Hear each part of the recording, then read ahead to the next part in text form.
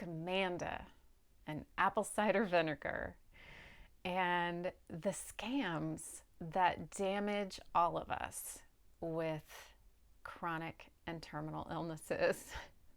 Folks, I am Annette, and my website is AnnetteLeonard.com, and you are joining me for another episode of Chronic Wellness.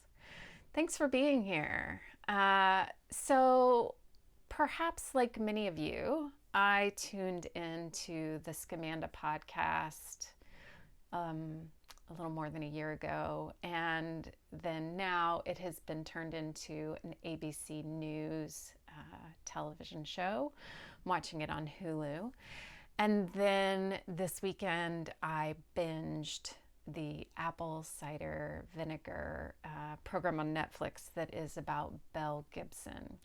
And these are two stories that bear some similarities to each other. They are both about young white women who erroneously claimed to have terminal cancer and scammed people out of money. In the case of Amanda C. Riley, it was she had a blog and she had a mega church, and from those two places created a platform where she got lots and lots of donations and services and experiences and goods, all for personal gain. And in the case of Mel Gibson, it was that she created an app and got a book and got lots and lots of money that she said she was donating to charity, much of it, and she was not. And in both of their cases, they were eventually discovered and prosecuted. And I am not here to relitigate those two women.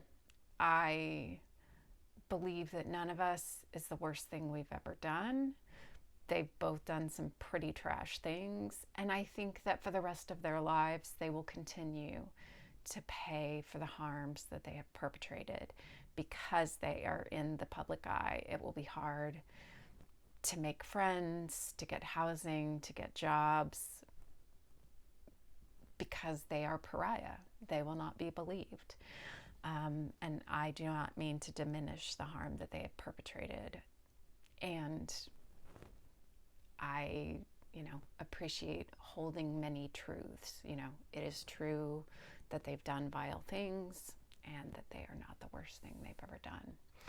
But I think the bigger question that I am interested in pursuing here is, how do the rise of those kinds of scams harm the rest of us who actually do have terrible chronic conditions, chronic illnesses, terminal illnesses? When there is an erosion of public confidence, I don't know how trust gets rebuilt. Since Nixon and Watergate, have we ever fully trusted a president again as much? I'm going to argue that the answer is no. No matter how truthful a president is, no president will ever be afforded the same trust to the same degree that a president might have been trusted prior to that happening.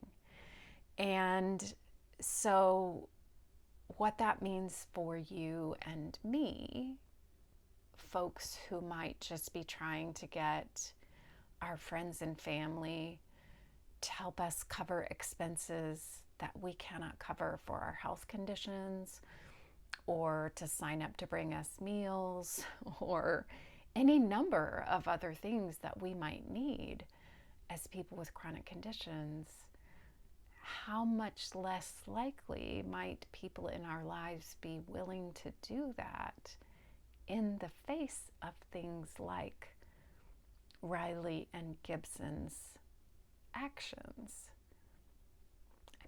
It's impossible to calculate, and yet this is the calculus. These are the things that are playing out because there are seeds of doubt that are now planted where people are like, I wonder.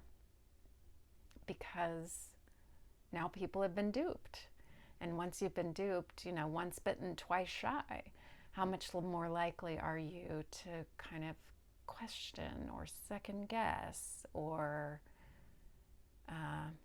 start to wonder about the verity of people's actual illnesses? And I think that in Gibson's case in particular, Gibson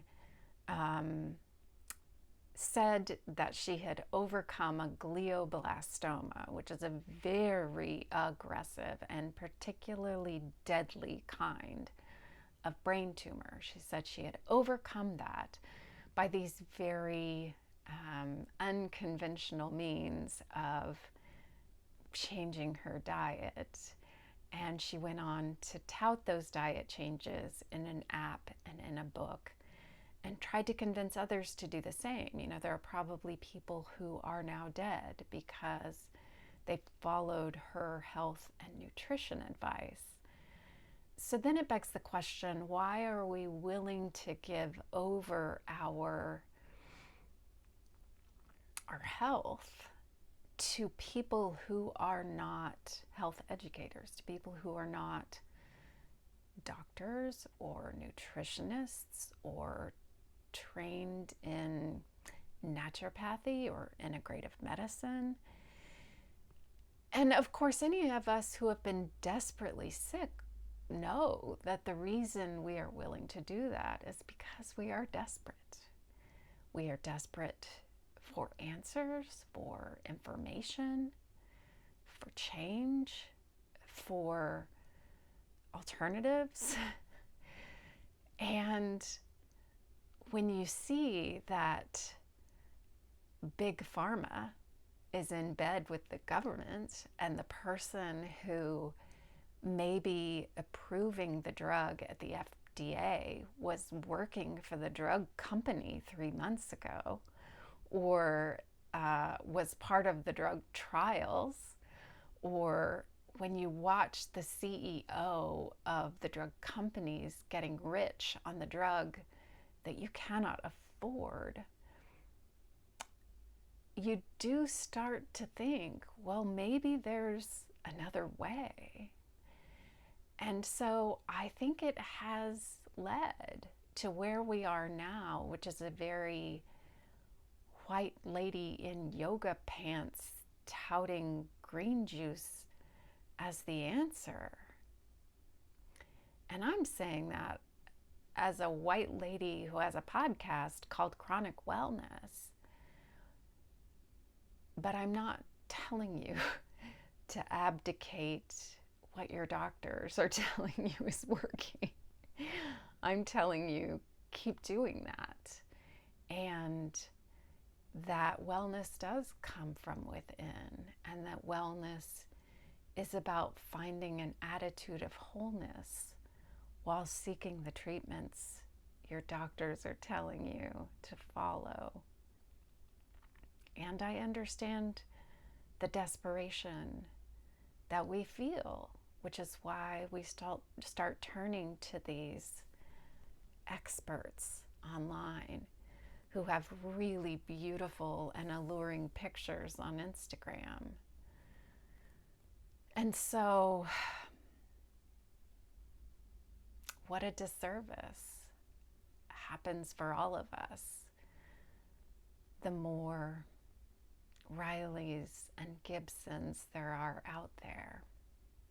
And we all suffer when liars get a bigger platform, not just in the world of health, but in the world writ large, when infotainment is being passed off as news. And so, check your sources. Find find out what's actually true, not what is just buzzworthy. That's my thoughts for today, and I wonder if you've watched either of these programs and if you have any other ideas about why their platforms exploded, or why they've captivated or captured the hearts and minds of people, and what we do when public trust has been so completely eroded. As ever, I am with you. I am thinking about you. And until we're together again, I hope that you are finding ways to be well.